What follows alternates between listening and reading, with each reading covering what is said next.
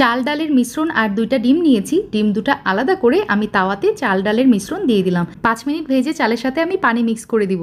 এই পর্যায়ে চুলা থেকে চাল ডালের মিশ্রণ নামিয়ে ঠান্ডা পানি দিয়ে চাল ধুয়ে একটা সাইডে রেখে দিব। আর এইদিকে কড়াইয়ে তেলের মধ্যে কতগুলো গরম মশলা দিয়েছি, তার সাথে পেঁয়াজ কাঁচামরিচ দিয়ে দিলাম। কিছু সময় ভেজে নিব।